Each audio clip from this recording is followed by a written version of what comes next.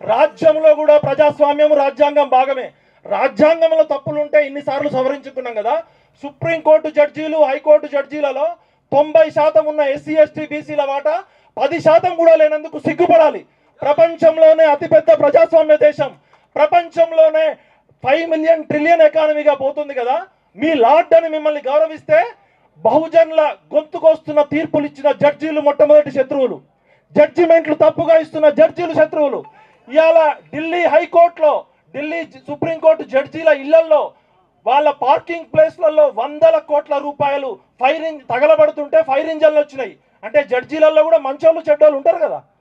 ఆ అలహాబాద్ ఈ high court supreme court judge ఇంట్లో నోట్ల కట్టలు తగలబెడితే ఫైర్ ఇంజన్ వచ్చి ఆర్పుతుంటే అప్పుడు మీడియాకు వస్తే ఈ జడ్జిని అలహాబాద్ హైకోర్టుకు పంపిస్తారు.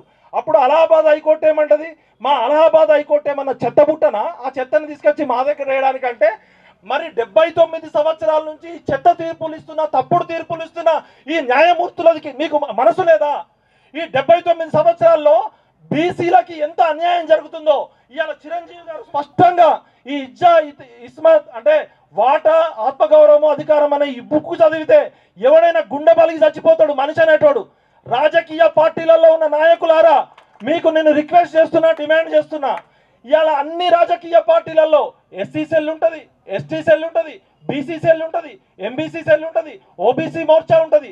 90% పైగా ఉన్న ప్రజల్ని ఈ 3 రాజకీయ పార్టీలు సెల్లుల్లో వేసి బంధించరు కదా. మా రాజకీయ పార్టీల నాయకులు మా ఆత్మగౌరవానికి ప్రతీకల్ని వీళ్ళు ఏమైనా జూ పార్కులో జంతువులా, లేకపోతే సర్కస్లో ఆడే జంతువులా? సెల్లుల్లో ఎట్లా వేసి బంధిస్తారా నా కొడకల్లారా? మీ పార్టీలు ఓనర్లు అయితే 90% ఉన్న ప్రజల్ని, 90% మా వర్గాలకి ప్రతిగా ఉన్న మా బాహుబలులని, మా పులులని మీరు సెల్లుల్లో వేసి బంధిస్తారా?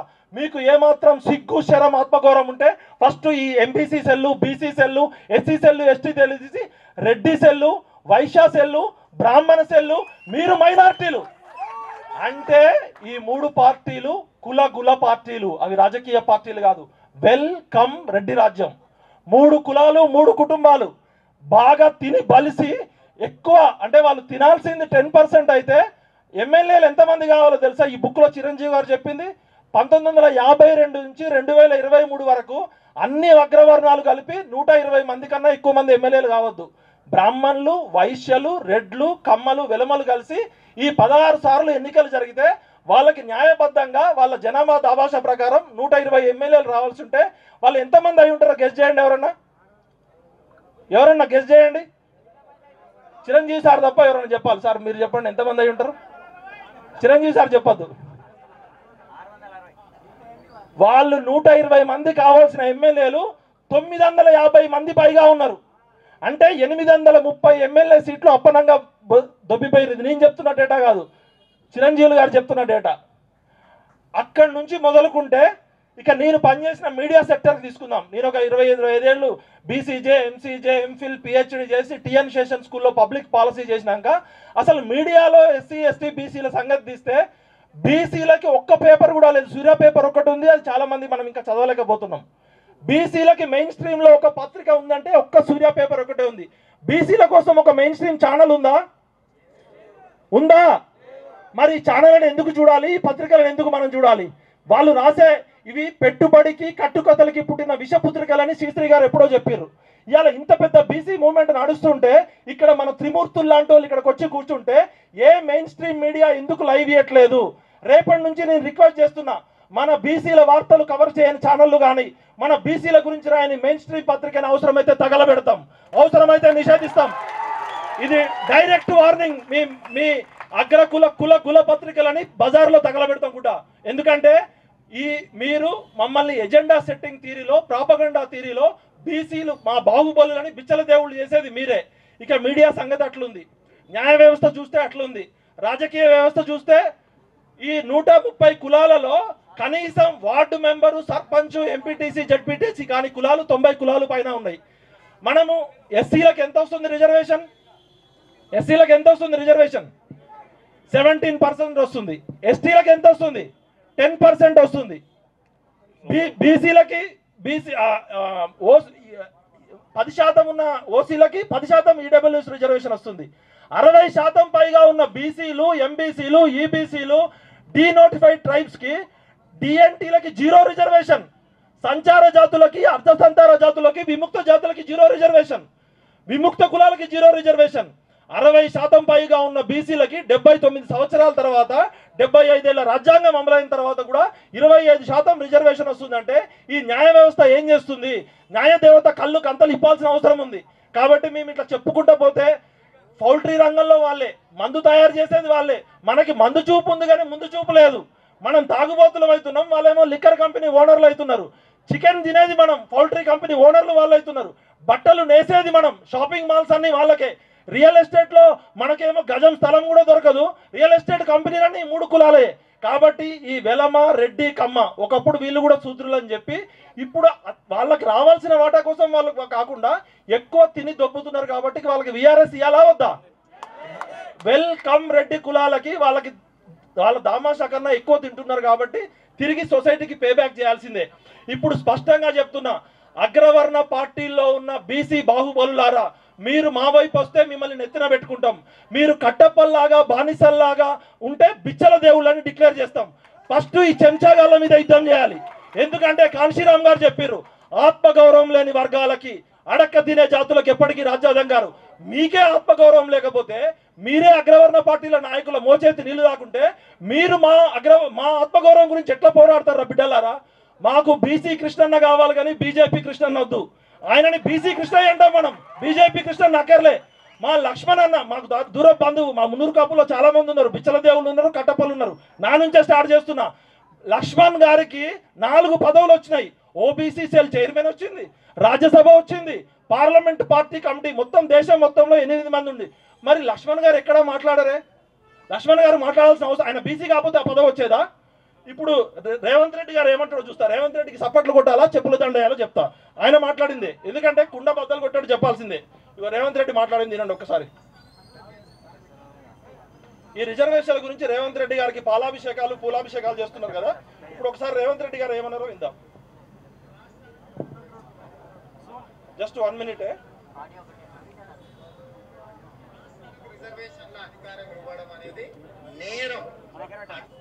ఆయన ఏమంటున్నా అంటే రిజర్వేషన్ల అధికారం ఇవ్వడం అనేది నేరం, అడిగితే జైల్లో పెట్టాలి.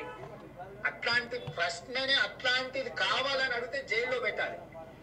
దేశ ప్రజల యొక్క ఫెడరల్ సిస్టంలో concurrence state list, central list, concurrence list, కొన్ని అధికారాలు రాష్ట్ర ప్రభుత్వాలకు ఉంటాయి, కొన్ని కేంద్ర ప్రభుత్వానికి ఉంటాయి, కొన్ని అధికారాలు. ఈ రాజ్యాంగం అంటే అంబేద్కర్ రాసిందే తప్పు అంటున్నావా నువ్వు? ఎన్నో డిబేట్లు సెంట్రల్ హాల్లో జరిగిన తర్వాత నిర్ధారించింది ఇవన్నీ. ఏ అధికారం ఎక్కడ ఉండాలనేది నెలల కొద్దీ సెంట్రల్ హాల్లో డిబేట్ జరిగిన తర్వాత రచించిన రాజ్యాంగం ఇది. అంటే అంబేద్కర్ గారు రాసిన రాజ్యాంగం స్ఫూర్తినే తలకిందులుగా చేసి, అంటే ఈయన ఏమంటాడు అంటే రాష్ట్రాలు రిజర్వేషన్ గురించి అడిగితే జైల్లో పెట్టాలంటుండు. మరి నువ్వు పాలాభిషేకాలు పూలాభిషేకాలు చేసుకున్నావు కూడా బొసుడికే, ఎందుకు పెట్టినవురా నువ్వు? ఎందుకు పెట్టావురా? ఒక్కడే సాగండి సార్. అంటే ఎవరిని మభ్యపెట్టడానికి పెట్టావు? మిస్టర్ రేవంత్ రెడ్డి, రాహుల్ గాంధీ గారు రాజ్యాంగం పట్టుకొని తిరుగుతున్నాడు కదా, జోడో యాత్ర న్యాయ యాత్ర అని. ఒక్క నిమిషం అన్న పార్లమెంట్లో మాట్లాడిండా? నీకు ఇండియా కూటమిలో 250 మంది ఎంపీలు ఉన్నారు కదా, ఒక్క నిమిషం అన్న పార్లమెంట్ని స్తంభింపజేసిర్రా? ఎవరిని ఎంతకాలం మోసం చేస్తారు? జవహర్లాల్ నెహ్రూ దగ్గర నుంచి మోసం చేసుకుంటూనే వచ్చారు. మరి ఇక రామచంద్రరావు, బీజేపీ నాయకుడు రామచంద్రరావు ఏమన్నా కూడా చెప్పాలి. సరే స్పష్టంగా చెప్పాల్సిందే, దూద్ కా దూది పానీ కా పానీ.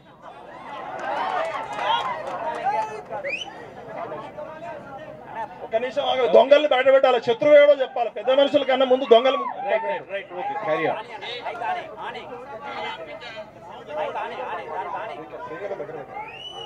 ఓకే ఓకే పెడుతున్నా.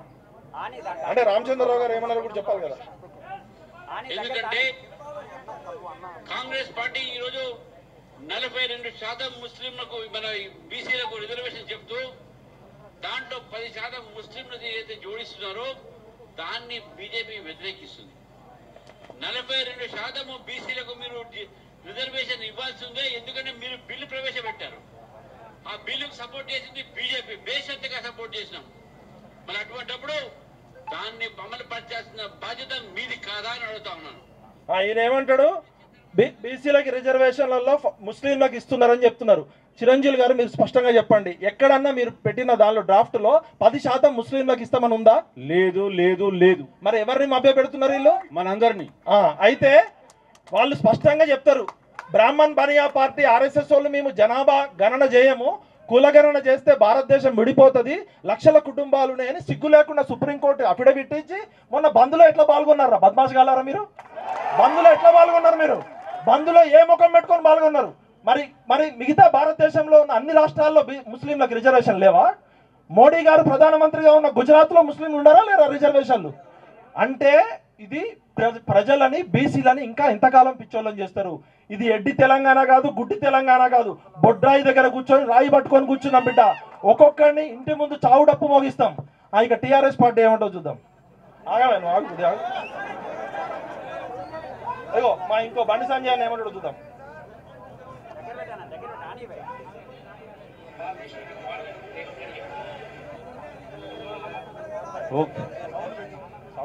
Right right okay. ఇంకా బండి సంజయ్ గారు ఏమన్నారు కూడా చెప్పాలి సార్. సరే ఇక వదిలేండి, మనోళ్ళే కదా. Okay right. వాళ్ళు కూడా మన బీసీ లీడర్లే, వదిలేద్దాం. Right right okay right. ఇంకా ఉన్నారు ఇక్కడ 5-6 ఉన్నారు, మాట్లాడాలి. ఓకే. బండి సంజయ్ గారు కూడా ముస్లింస్ మేము వ్యతిరేకము, తెలంగాణ రోల్ మోడల్ అంటున్నాడు రాహుల్ గాంధీ, కాబట్టి మేము ఇండియా వైడ్ అడ్డుకోవాలంటే ఇక్కడ నుంచి అడ్డుకుంటామంటారు. మరి మీరు ఏ మకం పెట్టుకొని వచ్చిర్రు మన బంధులోకి? ఎందుకు వచ్చిర్రు? ఒకవైపు ఏమో సార్ ఒక్క నిమిషం సార్, ఒకటే చెప్తున్నా, మోహరించిన సైన్యాలనైనా ఆపవచ్చు కానీ ముహూర్తం ఆసనమైన ఆలోచనలు ఎవరు ఆపలేరు. బీసీలు అంటే బ్యాక్వర్డ్ క్లాసెస్ కాదు, మనల్ని వెనక్కి నెట్టేసిన కులాలు. మనకి బ్రిలియంట్ ఉంది, క్రియేటివ్ ఉంది. We are backbone of this nation. అడుక్కుంటే వచ్చేది రాజ్యాధికారం కాదు.